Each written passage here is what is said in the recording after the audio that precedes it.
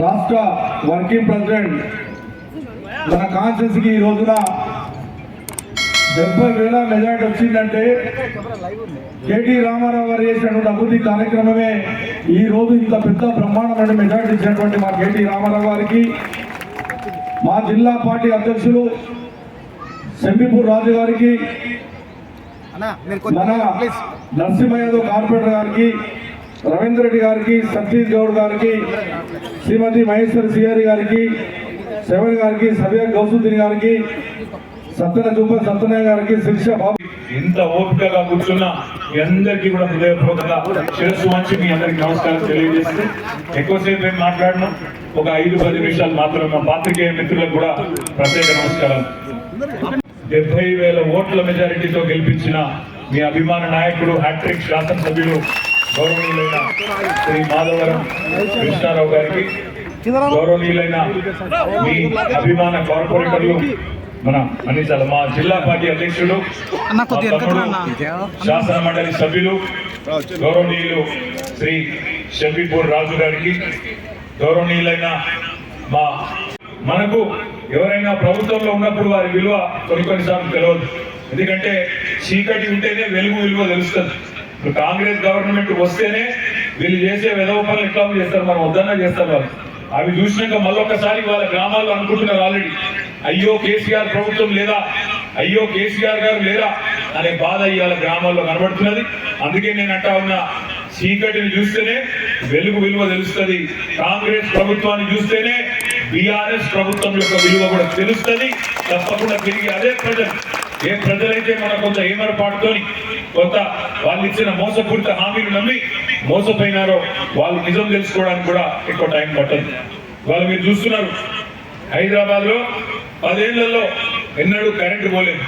మరి ఈరోజు చిన్న పిల్లల బర్త్డే పార్టీలో కూడా ఒక అర్ధగంట కరెంటు పోగానే పిల్లలే అంటున్నారు కాంగ్రెస్ కాంగ్రెస్ అంటున్నారు. కరెంటు పోగానే కాంగ్రెస్ కాంగ్రెస్ అని మాట్లాడుతున్నారు. నాకంటే బాగా మీకే తెలుసు, పోతుందా కరెంటు? పోతున్నది కరెంటు. చూడండి, ఒక 60 రోజుల్లో ఎంతమంది బాధపడుతున్నారు ఒక్కసారి చూడండి. గ్రామాలలో కూడా మీరు చూస్తే రైతులు కొంతమంది పాపం వీళ్ళు చెప్పిన మాటలు నాగమైంది. ఈ ముఖ్యమంత్రి రేవంత్ రెడ్డి గారు ఆనాడు ప్రదేశ్ కాంగ్రెస్ కమిటీ అధ్యక్షుడిగా, కాంగ్రెస్ పార్టీ అధ్యక్షుడిగా ఏం చెప్పిండు ఒకసారి గుర్తు తెచ్చుకోండి. రైతులు మీరు ఇప్పటిదాకా లోన్ తీసుకున్న వాళ్ళు ఎవరైనా ఉంటే అర్జెంట్ గా బ్యాంకు పోండి, 2 లక్షల రూపాయలు రుణం తెచ్చుకోండి, నేను వస్తున్నా డిసెంబర్ 9 నాడు సంతకం పెట్టేస్తా, మీరు వెంటనే తెచ్చుకోండి, ఇప్పటిదాకా తెచ్చుకోకపోతే కూడా తెచ్చుకోండి అన్నాడు. మనం ఇవాళ వాళ్ళని విమర్శ చేస్తలేము, తిడతలేము, తొందర పడతలేము. మా కృష్ణారావు గారు అన్నది కరెక్ట్, 100 రోజులు టైం ఇద్దాం, తొందర ఏం లేదన్న మాట కరెక్టే. కానీ గుర్తు చేయవలసిన బాధ్యత మాత్రం మన మీద ఉన్నది. డిసెంబర్ 9 సంతకం పెడతా అన్నది మనం కాదు, రేవంత్ రెడ్డి గారే. అందుకే వారికి గుర్తు చేస్తా ఉన్నాం, అయ్యా డిసెంబర్ 9 పోయింది, జనవరి 9 పోయింది, ఇంకో 4 రోజులు అయితే ఫిబ్రవరి 9 వస్తుంది. గుర్తు చేయవలసిన బాధ్యత ప్రతిపక్షంగా మీరిచ్చిన హామీలను గుర్తు చేయవలసిన బాధ్యత మా మీద ఉన్నది. రైతులు ఎదురు చూస్తా ఉన్నారు, 2 లక్షల రుణమాఫీ ఎప్పుడు చేస్తారా అని ఎదురు చూస్తా ఉన్నారు. రైతులు చూస్తున్నారు, 500 రూపాయల బోనస్ ఇస్తా ఉన్నారు ప్రతి క్వింటాల్కు. మీరు రైతులందరూ ఎదురు చూస్తా ఉన్నారు. యాసంగి పంట, ఎండాకాలం పంట కోతలు కాగానే రైతులు ఎదురు చూస్తారు. 500 రూపాయల బోనస్ క్వింటాలకు ఇచ్చి తీరుతామని మీరు ఏదైతే చెప్పినారో చేయాలని చెప్పి నేను గుర్తు చేస్తా ఉన్నా. కాంగ్రెస్ పార్టీ ఇచ్చిన 420 హామీలను నమ్మి కొంతమంది అక్కడ ఇక్కడ మా ఆడబిడ్డలు, అన్నదమ్ములు కొంత కన్ఫ్యూజ్ అయ్యి కొంత స్వల్ప తేడాతోనే మన ఓటమి పాల్గొనడం జరిగింది. కాంగ్రెస్ పార్టీకి 38.85% ఓట్లు వస్తే మనకు 37% ఓట్లు వచ్చినాయంటే 1.85% తేడాతో మాత్రమే మనం ఓటమి పాలైనాం.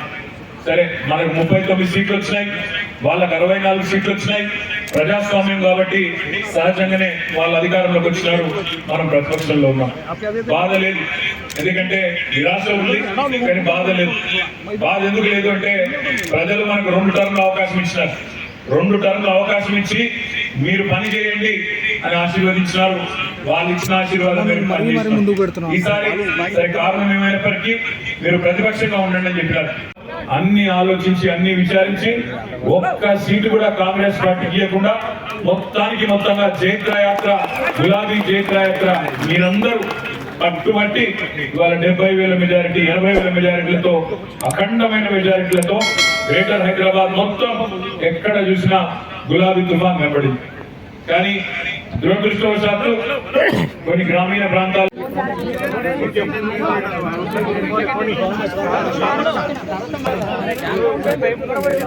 శ్రావణి వాసవ శ్రావణి బేగంపేట్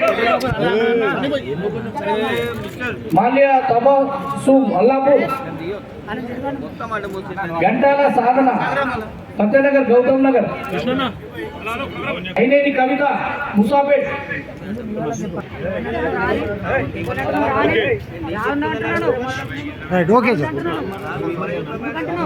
గంటాల సాధన అయినేని కవిత ముసాపేట్ వంకి విజయశాంతి బోయినపల్లి